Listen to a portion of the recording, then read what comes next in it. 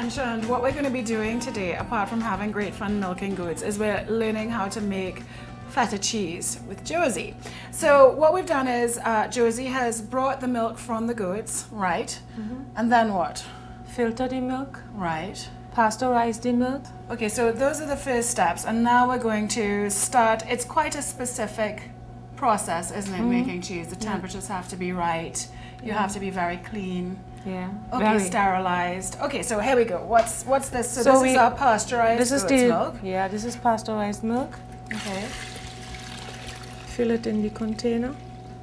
We have now about 17 liters here. Ideally, what temperature is this supposed to be? It's supposed to have 35 degrees. 35 degrees. So she's got a giant thermometer here, right? Okay. So we could take this out. Right. And now we add in calcium chloride to it. Okay. This is to help the milk to build back. What you're losing when you pasteurize milk is the possibility to build the calcium bridges in the milk. Okay. From raw milk, you don't need to do that. You could do that too, but I guess this is not allowed to do. Right, okay. Cheese from raw milk. Right. So we add in calcium chloride. So the pasteurizing is really for, you know, people with health concerns, that sort of thing. Right. Okay. So basically what you're trying to do is now replace some of the things you lost. Yes. Right. Okay, with pasteurizing. Now we add in the culture, which is now sticking, okay, on the spoon. So you're adding some culture, which is the same thing as sort of yogurt culture, sort of, is it? It's another culture, yeah. Right. It is a culture what makes the actual cheese. Right. And gives it the texture and the flavor. Okay. Flavor comes out of the good milk too, when the goats could walk free and eat outside, so that makes the flavor as well. So it's nice to have the sort of ability to range free then. Yeah, it's most important when you want to make a good cheese. Right. We leave this now for half an hour.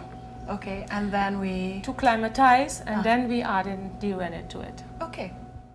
All right, so Josie, tell me what you're going to do now. This is rennet, and this rennet makes the milk into curd. Right, okay. Okay. So this is an essential ingredient for cheese then? Yeah. Okay, right. So how many drops you're counting?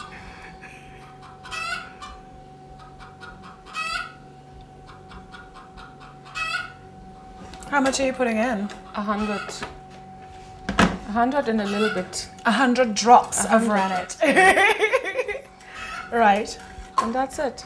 And you're just going to stir that in. Yeah. And what has to happen now? It will get stiff. And how long does that take? 30 minutes, or half an hour. Okay, so we have to leave that for half an hour. Yeah. And then we'll come back and do something else. And cut it, yeah. Cut the cheese. Cut the curd. Okay, we'll leave this for half an hour now. Okay.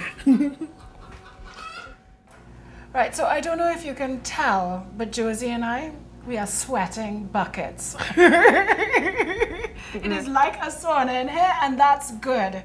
So please forgive us. So this is now the curd. Right. And we could see this it looks like milk, but it is no milk anymore. You could see. Ah, it looks like yogurt. Yeah. Right. So it's now ready to get cut. Right. And it's very simple. Normally we have to make little cubes, but I could only cut with a knife. So I do it like this. And again, does this add to the crumbliness? Is this what this does for feta, or what does this cutting do? The cutting brings out the whey, separates the whey from the curd. Right. And what is the cheese? The cheese is the curd? Yeah. Right. You see how nice. So Little Miss Muffet, so why would you eat curds and whey then? On your tuffet. Curd is of course the cheese. We will eat the cheese, and the whey is still very healthy. I have to go now on this side. Okay. Yeah, to cut this way. Does it taste good? Not really. Not for everybody, because this whey is now not sour, but it will get a little more acid, and then it will and then it will not taste so good anymore. Okay. We cut it just like this and leave it for another half an hour. Here. Yeah, this is that. Yeah, This okay. is the lid. Yeah, okay. You want me to take your knife? Yeah, Right. okay. Okay. So we leave this for another half an hour. So we leave this for another half an hour whilst we go and cool off.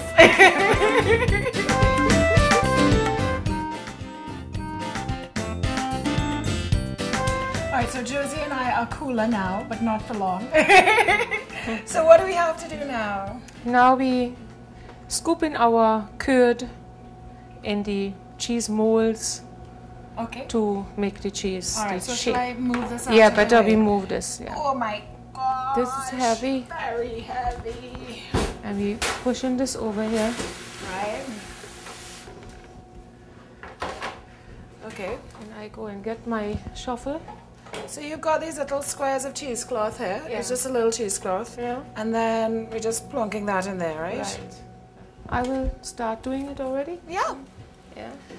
So, but if you take a look at the liquid, what are we looking at? Because this looks completely different to Yeah. what we left just now. So what is this up here? This is the way here. We Right. could already start putting this here Right. until we reach in the curd. So these are all the cheese molds, and we've got them in a sort of giant colander, and all the liquid is being caught below the colander. Yeah. Oh wow! Now the curd coming. Now the curd is coming through.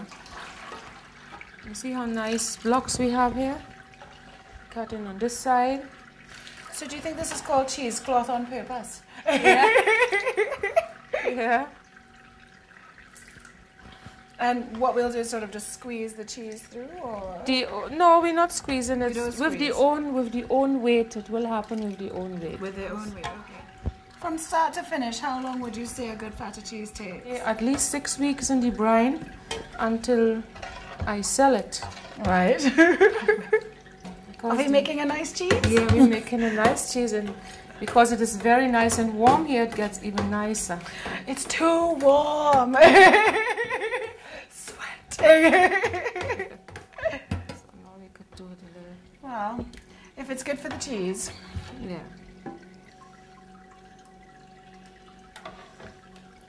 If you were to try and eat that now, what would it taste like? You could try. No. You wanna try? You don't think so? Would it taste like yogurt? No, it's tasteless. Oh, it's It's tasteless. really no. Okay. So we're just going to continue doing this until our baskets are full. Yeah. Okay?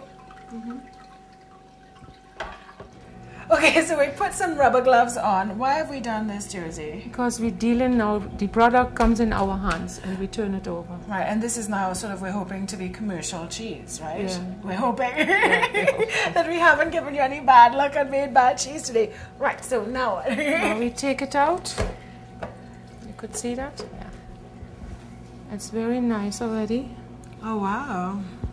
So it's a little soft, but it will stay in shape. And from here, we put it overnight in the chiller. Right. Just in the mold, back in the mold. We put it in the chiller until tomorrow morning. And the next morning, I will take it out and make a brine with salt. Right. For the brine, we use in the whey, Right. which is very nice and gives a nice flavor too. And then the cheese will remain in the brine for so long as you want, 6 months, 8 months. Right. And this is how you make feta cheese. Thank you so Yeah. much, Josie. You're welcome. This has been fabulous. Thank you so much. I loved it too. It was a nice day.